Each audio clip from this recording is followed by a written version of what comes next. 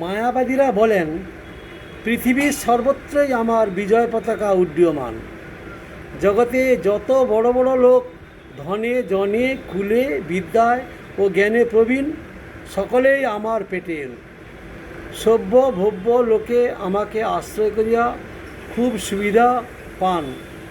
তাদের কাছে ভাবকেলি ধর্মের আদর নাই। আমার সবচেয়ে বাহাদুরি এই যে আমি আমার প্রতিপক্ষগণেরও সভায়, তাদের জ্ঞাত সারেই হোক অজ্ঞাত সারেই হোক, প্রবেশ করেছি। চৈতন্যদেব ও গোস্বামীগণ আমাকে বিচারে পরাস্ত করে আমাকে তাড়াইয়া দিয়াছিলেন, আর আজকাল তাদের অধস্তন বলিয়া যাহারা পরিচয় দেন, তাহাদের মধ্যেও আমার চরই অধিক। পূর্বে গোস্বামীগণ আমাকে প্রচ্ছন্ন বৌদ্ধ বলিতেন, কিন্তু তাহাদের অধস্তনগণ প্রচ্ছন্ন মায়াবাদী সাজিয়াছেন। বৈষ্ণব পরিচয় আকাঙ্ক্ষী আউল বাউল কর্তা ভেজা নেড়া দরবেশ সাঁই সখী বেকি স্মার্ত জাত গোসাই অতিবাড়ি চূড়াধারী গৌরাঙ্গ নাগরী, কত নাম করিব। সকলেই আমাকে কম বেশি আদর করছেন। প্রভু সন্তানেরা ভগবান নিত্যানন্দ রায় সেজেছেন। তারা শিষ্যের বাড়ি গিয়ে শিষ্যকে দিয়ে পা ধুইয়ে চরণামৃত চরণরজ গ্রহণ করতে ও পাদুকা বহন করতে আদেশ করেন। কেউ কেউ শ্রীচরণে সচন্দন তুলসী পর্যন্ত গ্রহণ করেন।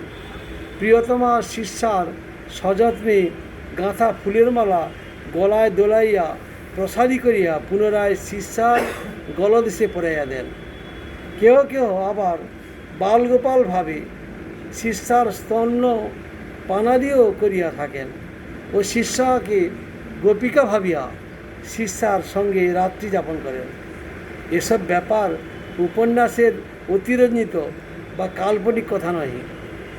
আমার কাহিনী শুনিয়া শ্রীহরিয়া উঠিবে, বুঝিতে পারিবে আমি কত বাহাদুর।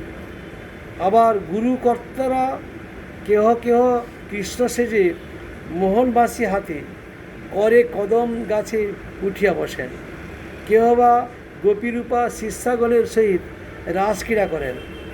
আবার আমার আশ্রিত আর একদল বেটা ছেলে হয়ে মেয়ে ছেলেদের বেশ পড়েন। কেহ ললিতা, কেহ বিশাখা, কেহ চম্পকলতা সখী সাজেন। কানে দুল, পরিধানে সিমলাই শাড়ি, হাতে বালা, অনন্ত ইত্যাদি। তাদের কাছে যখন মেয়েরা যান তখন বেশ সম্ভাষণ করেন। পুরুষ দেখলে ঘোমটা টানেন। অন্তরঙ্গদের সঙ্গে সে নিয়ম নয়।